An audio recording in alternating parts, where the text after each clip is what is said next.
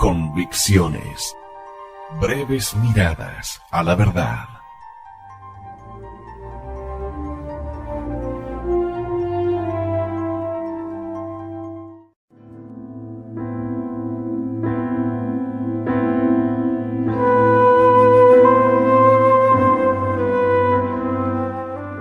Florilegio de mártires, mujeres de gran temple cristiano.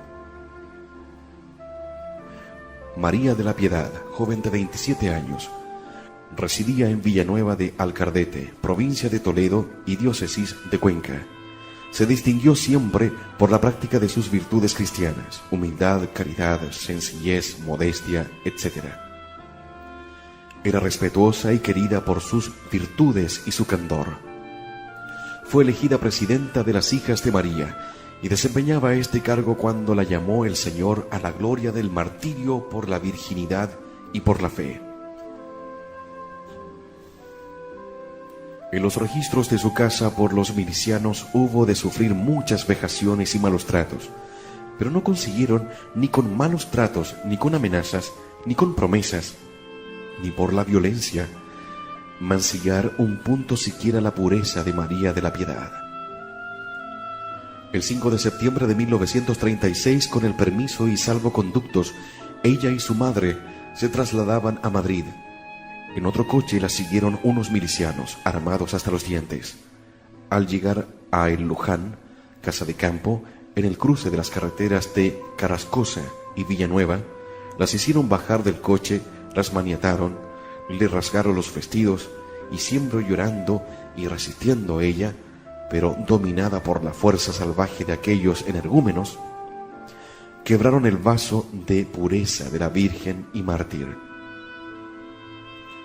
Sacudiéndose unos a otros en aquel cadáver, abandonado ya por el alma, así en presencia de su madre y en manos de aquellos bárbaros, terminó su vida María de la Piedad, uniendo en sus manos las palmas de la virginidad y del martirio.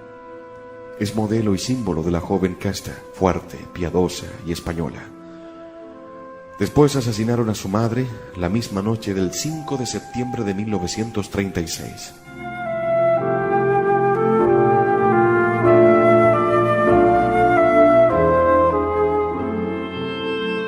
Doña Felicitas de Lara.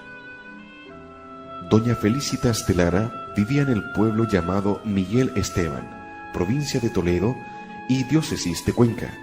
Era esposa de Julián Moreno, herrero de profesión y honrada y muy cristiana, de buenos sentimientos.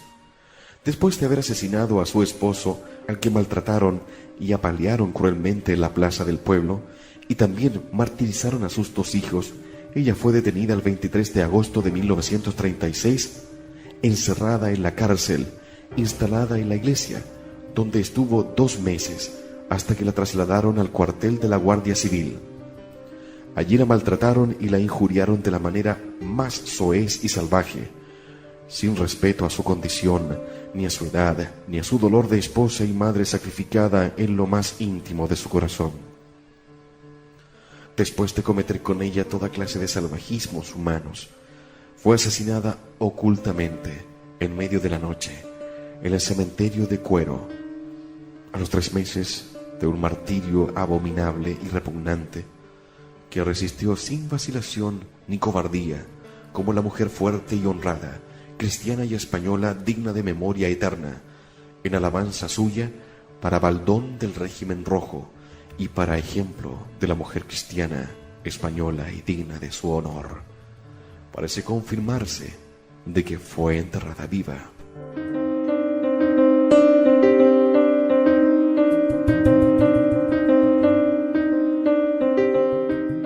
Religiosas martirizadas. Sor María del Patrocinio de San José Badía, carmelita calzada de clausura del convento de la Presentación de Vich.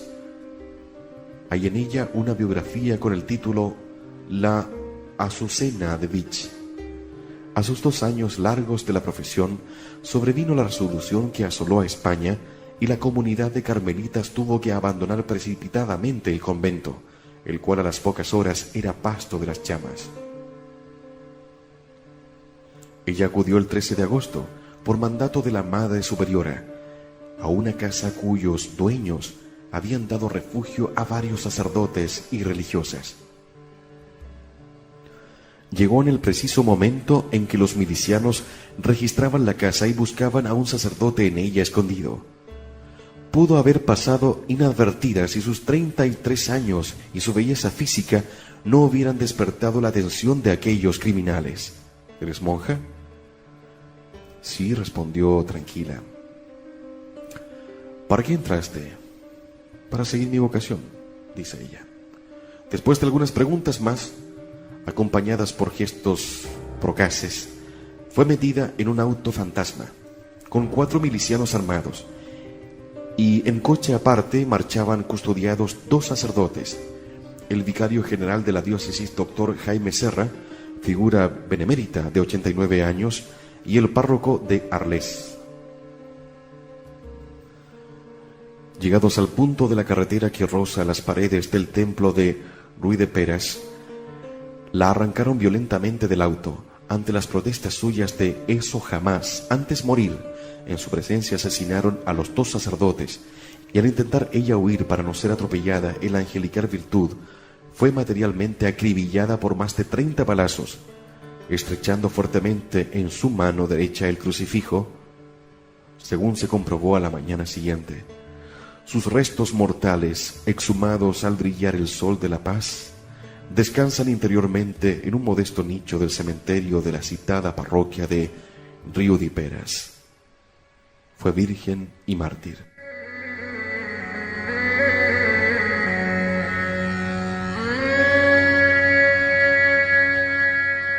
Sor Martina Vázquez, hija de la Caridad de San Vicente, era castellana de pura cepa, mujer fuerte de temple diamantino. De ella se dice que era una institución. Sor Martina era, en efecto, una mujer extraordinaria. Así nos la presenta el padre Elías Fuente en su obra Paules e hijas de la Caridad, mártires. Y el padre Besandulch, dice: al preguntar por ella, las hermanas les hicieron saber que se encontraba ya unos días en cama con fuerte constipado, que le había producido un vómito de sangre y que además era diabética. Una vez en presencia de Sor Martina, uno de los 2 criminales dijo: venimos por ti para llevarte a Castellón a declarar. Sor Martina le atajó con estas palabras que dan la tónica de su viril temple: ¿venís por mí para llevarme a declarar o venís a matarme? El más criminal contestó: nosotros no matamos a nadie, vosotros sois las que matáis. Levántate y vístete enseguida. Las buenas religiosas tuvieron una idea feliz. Nosotras, dijeron a los criminales, iremos a declarar por la enferma Sor Martina. Al menos permitan que la acompañemos. Y si es que ustedes vienen por la superiora para matarla, la superiora no es ella, soy yo, agregó Sor Ignacia. Sor Martina acababa de vestirse en su preciado hábito de Paula. La debilidad física de la víctima apenas le permitía dar un paso. Ya en la puerta de la calle, Sor Martina puso en la frente de cada una de sus hermanas un beso efusivo y se despidió de ellas con estas palabras: adiós hasta el cielo. Un minuto después, el coche de la muerte se ponía en marcha, con rumbo desconocido para Sor Martina. Al llegar a la entrada de Algar, Sor Martina dijo a los 2 de su escolta: ¿me vais a matar? Y como contestasen que sí, añadió: pues no es menester pasar más adelante. Aquí mismo. Paró el vehículo, la apearon y la colocaron junto al tronco de un algarrobo. Rechazó la sugerencia de ponerse de espaldas, diciendo que ponerse de espaldas a la muerte es de cobardes. Luego añadió: yo quiero ver la cara de los que me matan, que son los mismos a quienes yo tantas veces les he matado el hambre. Debe saber usted que Sor Martina le había socorrido espléndidamente en el comedor de caridad no hacía mucho tiempo. A otro de los que iban a fusilarla le había favorecido con el socorro de la gota de leche para un hijo suyo. Ya estaban las armas en ristre, cuando Sor Martina les pidió una brevísima tregua diciendo: Esperad un poco.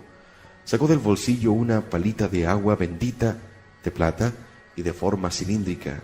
Destornilló serenamente el taponcito, aplicó a él la yema del dedo pulgar de la mano derecha, santiguóse diciendo tranquila y fervorosamente: en el nombre del Padre, y del Hijo, y del Espíritu Santo. Amén. Al punto dijo: ya podéis tirar. Sonó la descarga y desplomóse aquel cuerpo que parecía siempre de coloso retador. El más criminal se acercó a la víctima agonizante por ver si llevaba encima dinero o alhajas y dijo: bah, esta monja no lleva más que rosarios.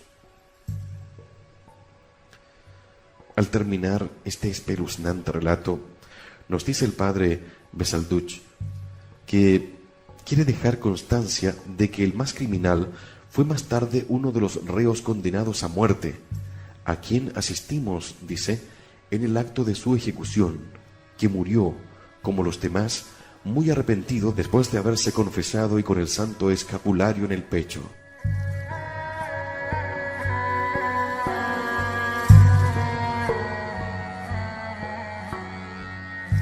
Dolores Pujalte Sánchez, religiosa de 83 años, y su compañera de martirio, Madre Francisca Aldea, de 54 años. Prestaban sus servicios de caridad en favor de unos 1000 niños de la barriada de Ventas de Madrid. Las llevaron en un coche hasta el pueblo de Canillejas, y a la salida, junto al arranque de la carretera de Barajas, bajan del coche a las 2 monjas, las ordenan dar unos pasos y disparan. Cada una recibió 9 tiros y ambas murieron instantáneamente. De un informe del Instituto de Hermanas de la Caridad del Sagrado Corazón de Jesús, al que pertenecían las víctimas, transcribe el doctor Montero: los facultativos, el ayudante que practicaron la autopsia y hasta la misma gente de la chusma allí presente recibieron como obsequio de los 2 presuntas mártires un olor a esencia muy exquisito, tal que nunca lo han vuelto a percibir, ni parecido siquiera, y así han querido hacerlo constar en el proceso de beatificación que se sigue en estas 2 siervas de Dios.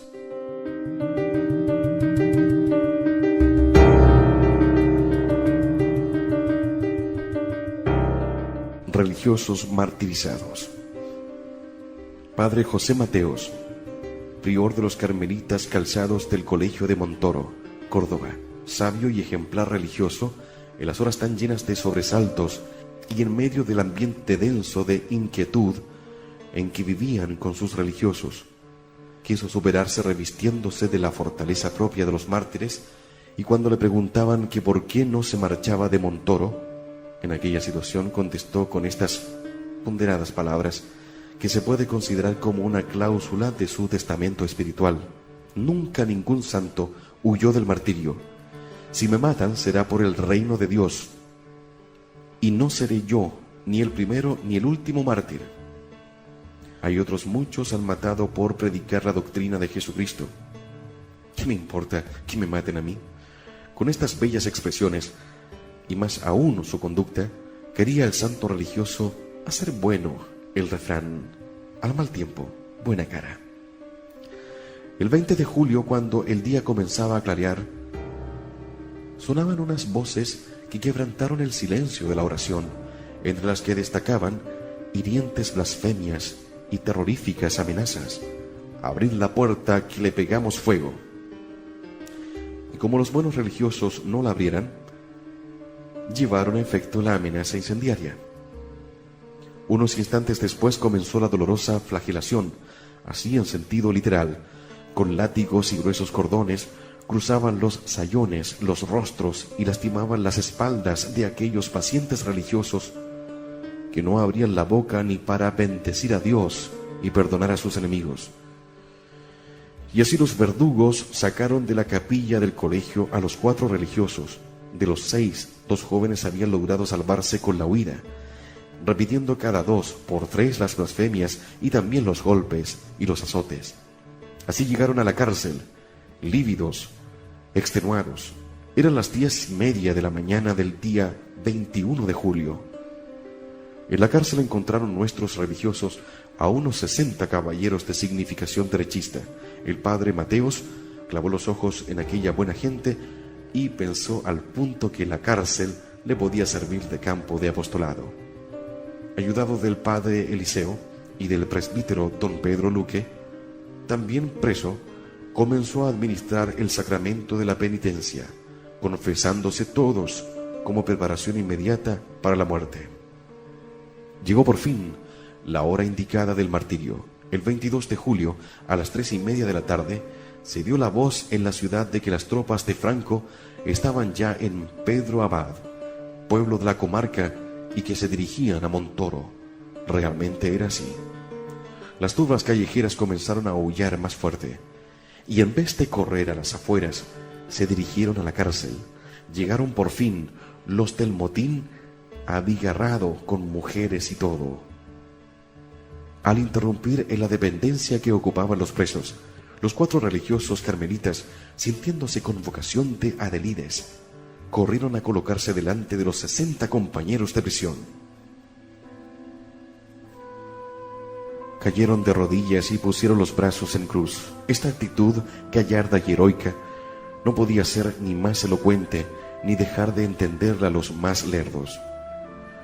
Por si los verdugos no lo entendían, o para añadir a la clarividencia del gesto del ardor de la palabra, el padre Mateos, en un exabrupto inesperado, les gritó así: «Matadnos a nosotros, que no descomponemos ninguna casa de familia, pero no matéis a estos pobres, que casi todos tienen hijos».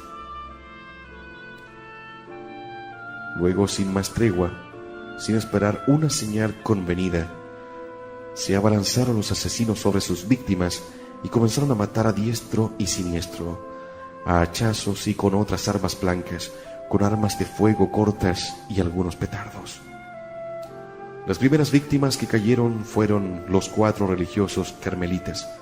Luego fueron cayendo todos los demás, menos unos 14, que lograron escapar rompiendo con los puños unos tabiques que daban al casino primitivo, que era el antiguo convento del Carmen. Doctor Don Cruz Laplana, obispo de Cuenca.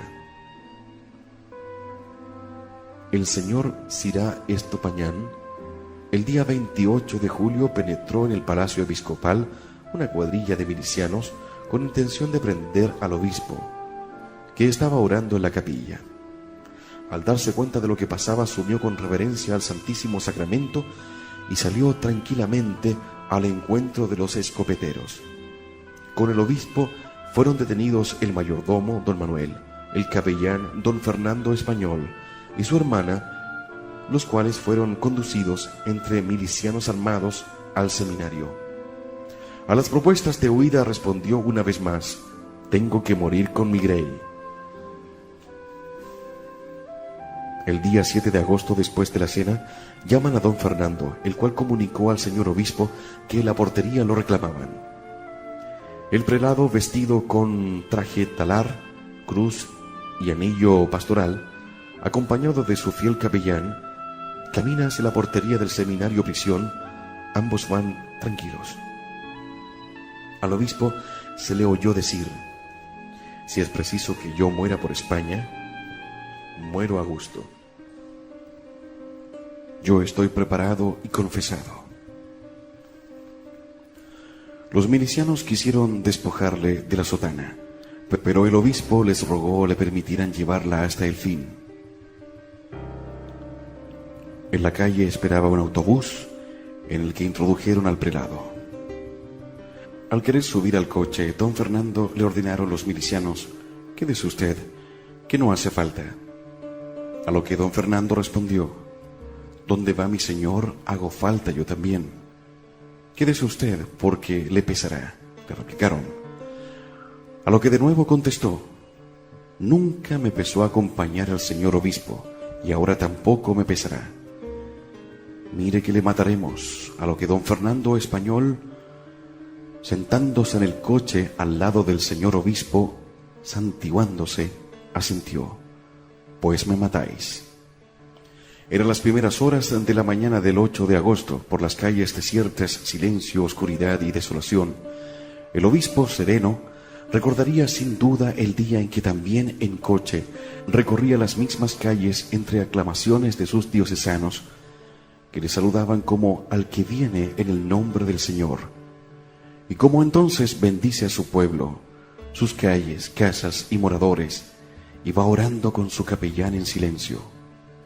En aquellas circunstancias, aún quiso aprovechar aquellos trágicos momentos para ejercer con sus propios verdugos el ministerio del maestro y pontífice, y con palabra inspirada les dijo: sé que me vais a matar, pero si mi vida es necesaria, la ofrezco por España. ¿Creéis que no hay cielo?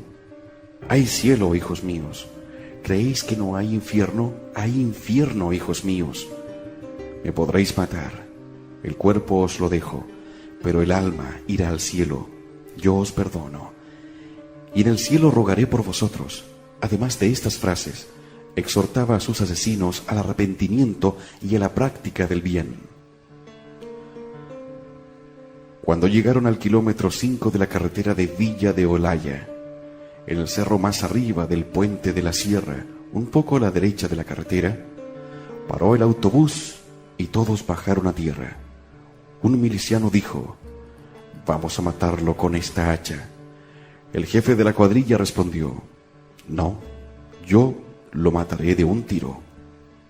Mientras los milicianos se disponían a disparar, el obispo y su familiar se arrodillaron, se absolvieron nuevamente el uno al otro, hicieron la señal de la cruz sobre sí mismos, se levantaron, se abrazaron, se cogieron de la mano y dijo tranquilamente el señor obispo: ya estamos dispuestos, que Dios os perdone, como yo os perdono y os bendigo. Mosén Fernando dijo: yo también. Mientras la mano sagrada del prelado trazaba la señal de la cruz como signo del perdón y de bendición sobre los asesinos, una bala sacrílega atravesó la mano en el aire y otra penetró en la sien del obispo. Al mismo tiempo, una lluvia de balas ametralló el cuerpo de Mosén Fernando. Un obispo de la Iglesia de Cristo, mártir de su fe, no podía morir sino bendiciendo. Es un gesto sacerdotal por excelencia.